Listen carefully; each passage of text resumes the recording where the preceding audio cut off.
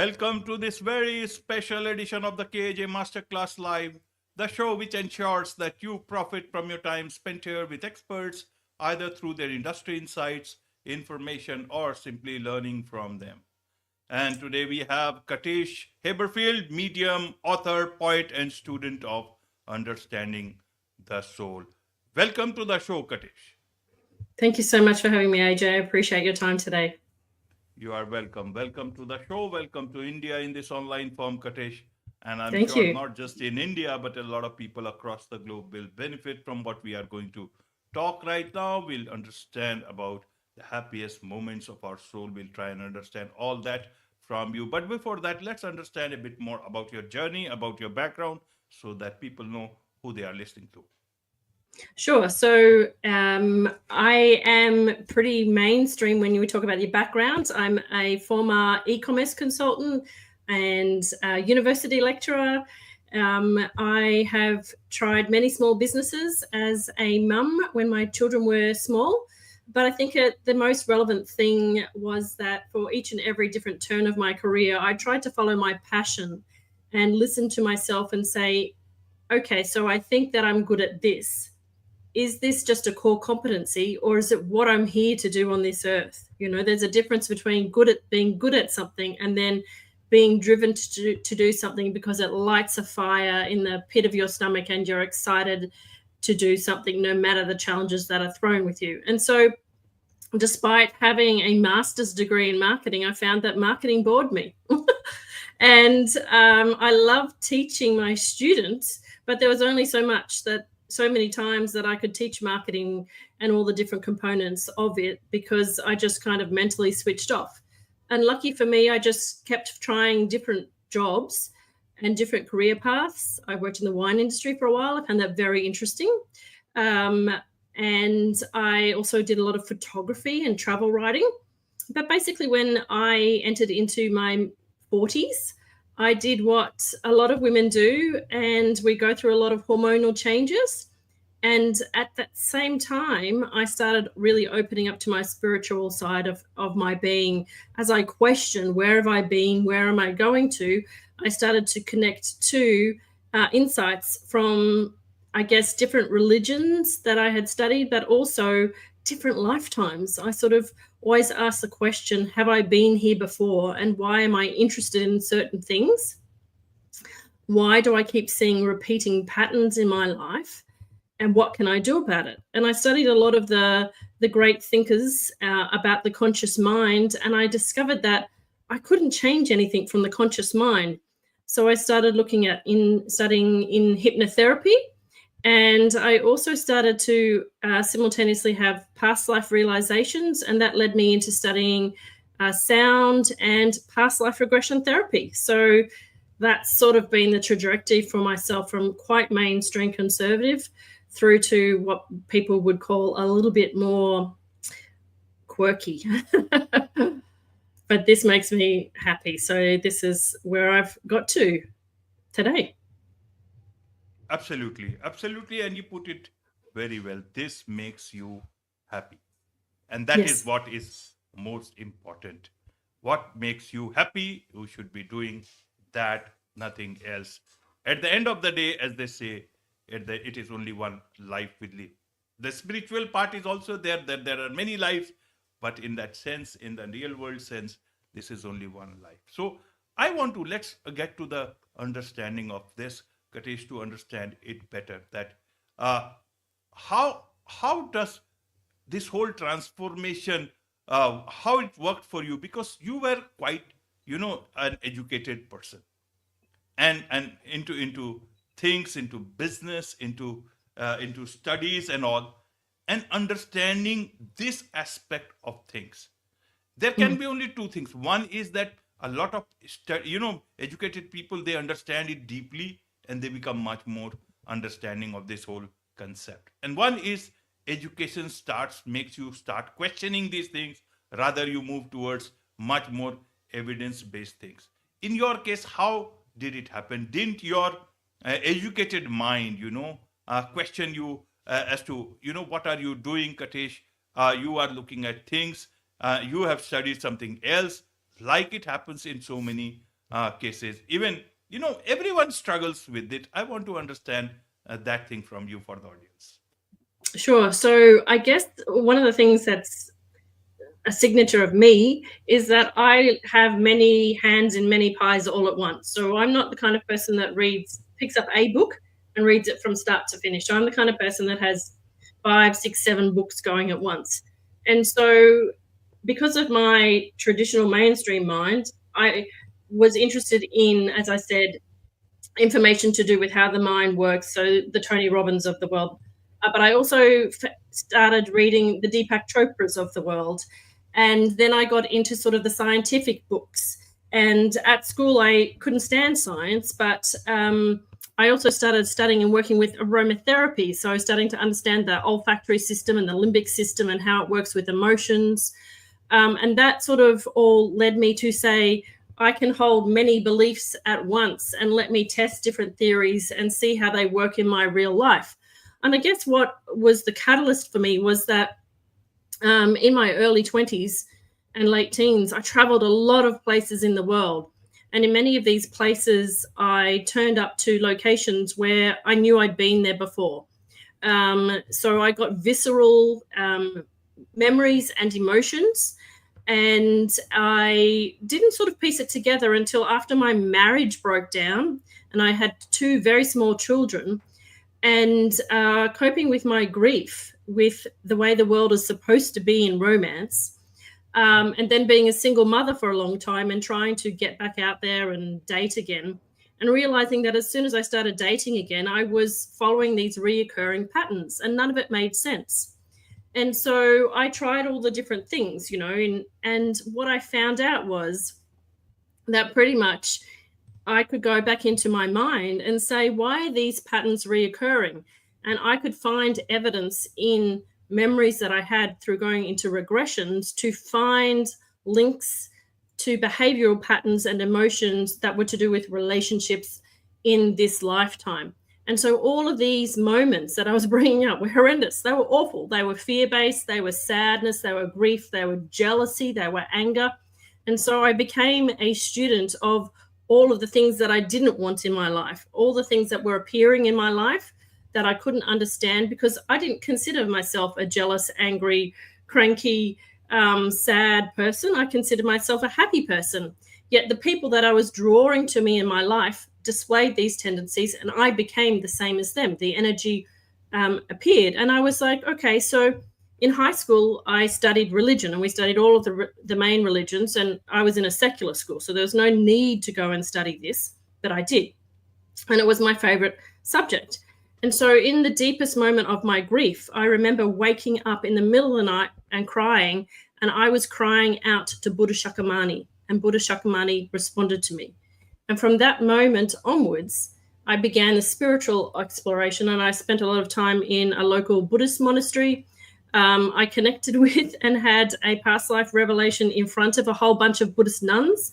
The Geshe was my mother in a past life. And when these things start happening, you kind of like, well, here's the evidence. And a whole bunch of nuns just told me that they can quite clearly see that I was around this Geshe, this supreme learned being in a previous lifetime. And who am I to question a nun?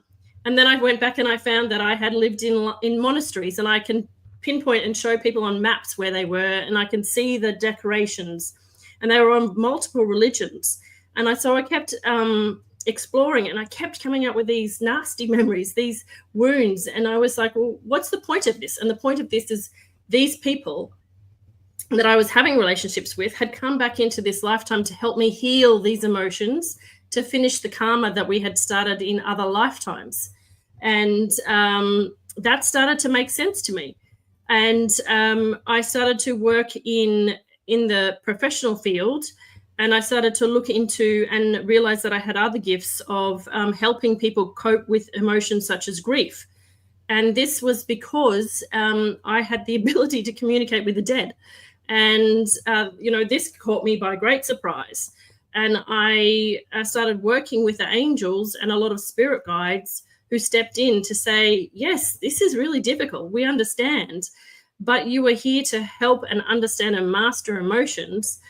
And we do have to get through the really nasty stuff for you to discover joy and open your heart to the concept of universal love and compassion. And you need to have compassion for yourself, because this is difficult, but we have to go through the negative first so you can heal that, so you don't keep attracting these negative emotions and situations in your life.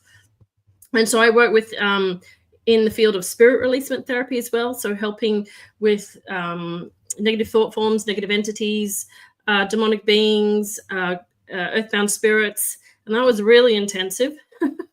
But I learned a lot about myself as well with that, and helping clients was great relief. And then just recently, the archangels said to me, I think it's time for a break, sweetheart.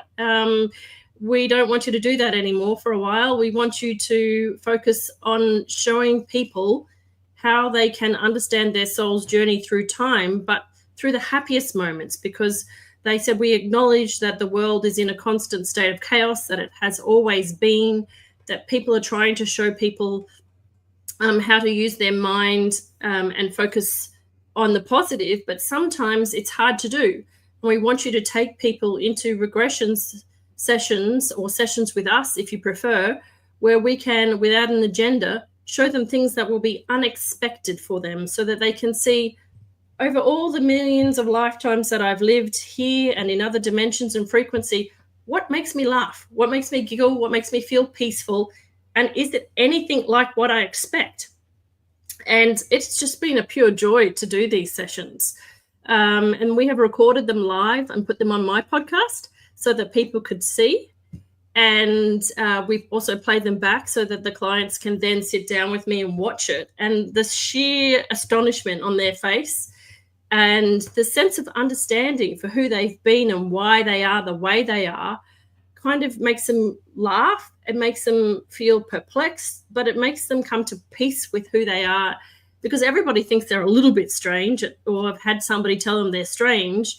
And these kind of sessions and this kind of insight from the angel says, yeah, sure, I'm strange, but you're strange too. And can we all just laugh at each other and appreciate our quirkiness, because it is our strangeness that gives us the clue to our satisfaction.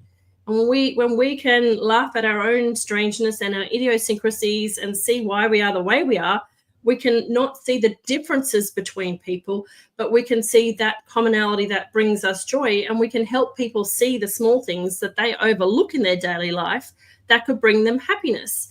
And we don't mean the sugar-coated happiness, we mean deep and lasting happiness. And sometimes you just have to go outside of this avatar, this personality, to be able to see things that really do make you happy. So it's been a real honor and a privilege to have been asked to do this, because we can spend so much time on social media seeing death, disaster, tragedy, politics. And as the angel showed me recently with all the auroras, look over here. Look at the beauty of the world. Look at the displays we are producing. Wow, look at the snow. Look at the ice. Look at the auroras. Look at the magic. Look at the wonder.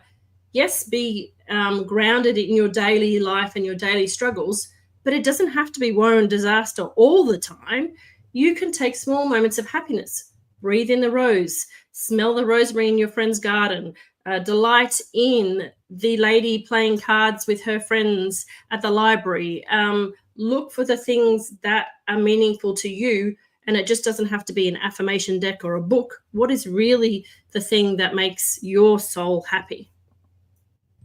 Absolutely, absolutely good. You mentioned about happiness, and in the last, last few sentences, or the whole thing that you said, you also talked about joy. You also nicely talked about peace, and Shakyamuni Buddha and all. We'll come to that first.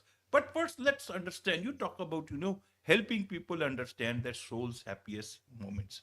Does soul look for happiness? Because in most of the religion or textbooks, or even in Buddhism also, they say it's all very transient. It can, we live in seven, 8 worlds in the same nanosecond or moment, and happiness is very transient. One good news, you are happy. The same second your phone falls down, new phone falls down, you are the saddest person of the world. Help us understand then, why will a soul seek happiness? What does this happiness you mean by, for the soul? Yeah, so different souls seek different things. So, but mostly we seek situations where we're going to grow. And the growth is simply to understand ourselves and the worlds around us. It's just energy expressing itself, right? And so each different time we incarnate in different forms, we have different definitions of happiness and different definitions of growth.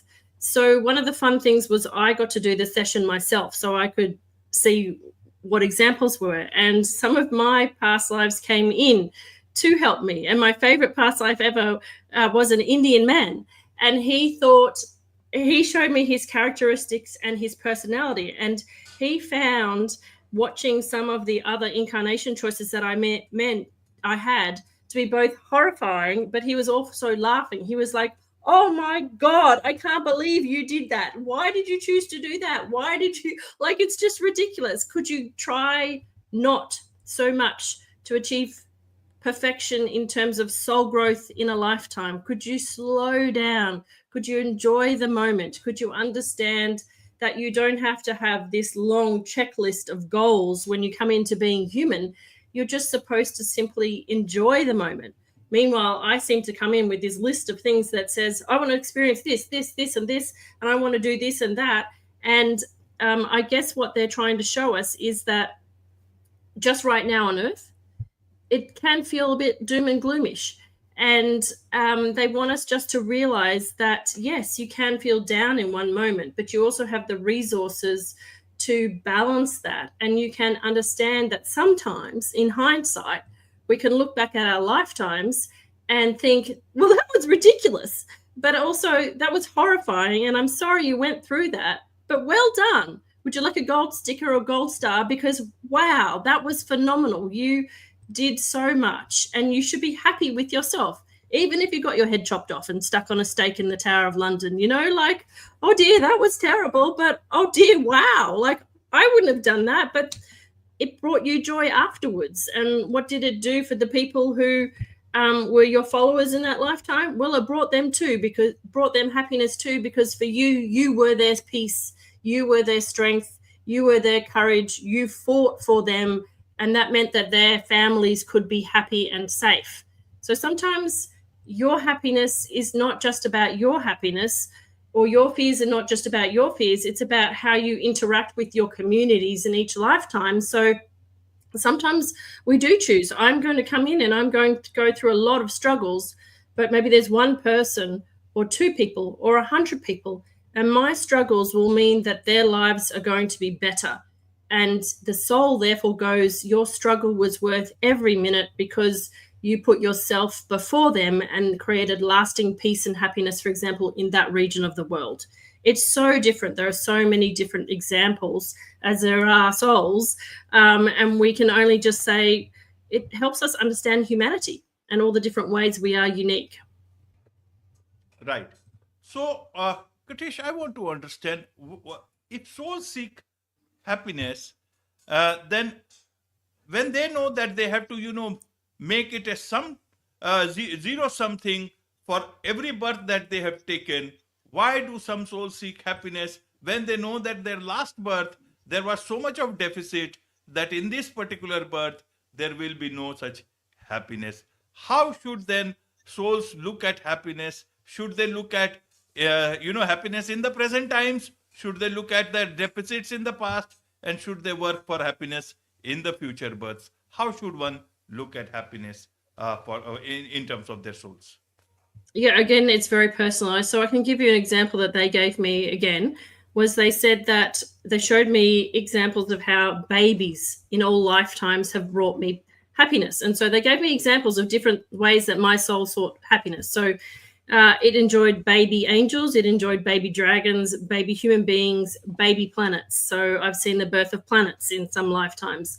And so they said to me, when we know that you're going through a difficult incarnation, we will make sure that there is always something there, if you're willing to look for it, that brings you happiness in the moment. So you might be going through something that is not happy, but if you take a deep breath and look around you, one of the things that always makes you happy across all incarnations will be there.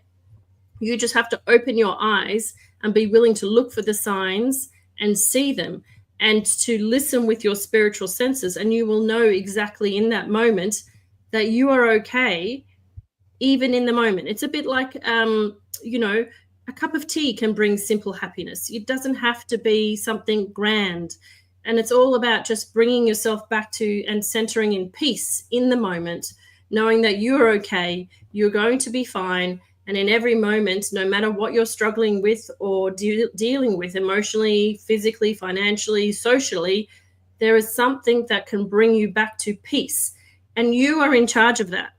Yes, there will be other people that might bring those elements of happiness in for you, but there's also stuff that you can do, you're in charge of, that helps you with your happiness. And there are always Right, guides to help you. Yeah. In right, whatever right, religion or spiritual context you talk about, there is a guide that will be able to help you understand how to find centered peacefulness and joy. right, right, Katish. They say that everything is within us. Should we seek happiness within us or should we seek happiness outside us? Well, again, it's a combination of both. Happiness always has to start from inside, because you can't be happy if you've got inner turmoil. But we are human beings right now who live within society. So there are other people who will react and interact with us, and environments that make us happy. So, for example, if you live in the city and it makes you mad, then don't live in the city. Go to where it is that you can live that will make you feel peaceful and happy. Just because your mother and father lived in the city doesn't mean you have to. And you might say to me, but I can't earn income out in the countryside. Well, you can. If you listen to your spirit guides and your masters, you can find exactly what location will suit you. Where, you know, there are various tools in Vedic astrology, for example, that can help you understand, you know, geographic lines and locations that can help you find the location that is going to give you the most peace. It's your responsibility to say, these are the cards that I've been dealt with in this lifetime. Am I going to fight them, or am I going to work with them? Do I need to change my environment? Do I need to change my job? How can I create inner peace through the things that I can control, knowing that I can't control people out there? I can control who I interact with and how I interact with them. But at the end of the day, everybody's got to come home to themselves and their own home environment, and we can control that. So we can control our inner happiness by simply understanding our own emotions and our own journey, understanding how to manage our own emotions, and importantly, our perspective and outlook on life. You know, our perspective creates whether it is a doom and gloom. And as you say, we live in every single second. So, yes, we can only live right in this second, but the next second is dependent upon our thoughts. And if we are only ever going to think one way, we will never see the silver linings or the beautiful butterfly or the beautiful cup of tea that somebody is making for us. We are too busy with our own thoughts. So it's a whole lot of different ways that we can be responsible for our environment, but knowing also that we can reach out to our spiritual connections, and we can do things like go into astrology, or we can do healing sessions, or we can do like sessions that people do with me, where we can explore us and ourselves and the many selves that we have been, so that we can understand who we are and why we are, so then we can become more responsible for the way we behave, act, and think in the world.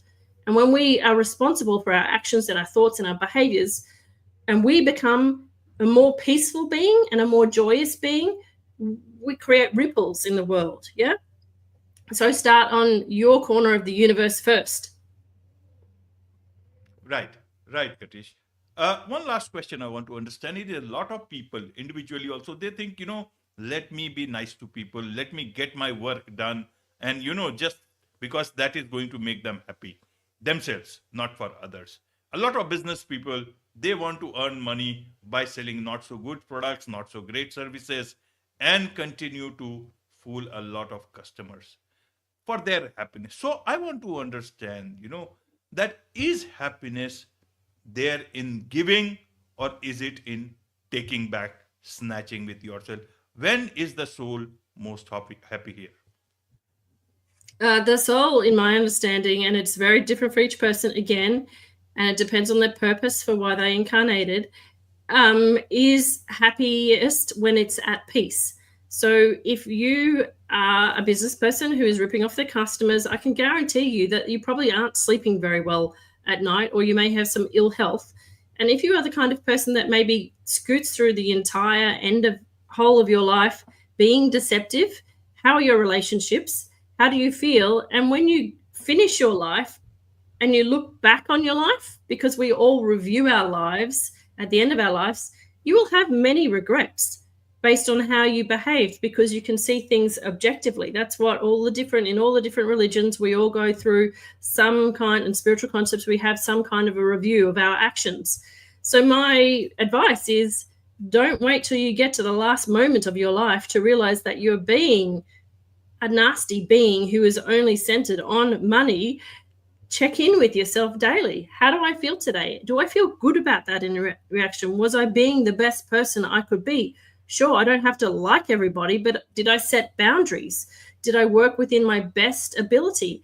And yes, everybody makes mistakes. I don't have to be a perfectionist. As soon as I know better, I'll do better.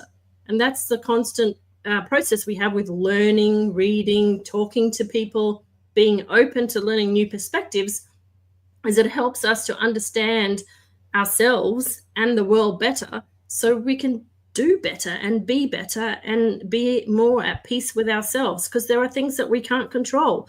So let's focus on the things that we can control, which is ourself. Absolutely. Absolutely. There is much to learn about these things from you, Katisha. And I'm sure a lot of people would want to connect with you, learn more about you, from your podcast. What's the best way for them to do so? So simply just type in my first name, Katish, and katische.com is my website, and everything you'll need, including the links to my podcast and social media, is there. Wonderful. With this, it's a wrap on this very special edition of the KJ Masterclass Live. Thank you so much indeed for joining us. Thank you. Namaste.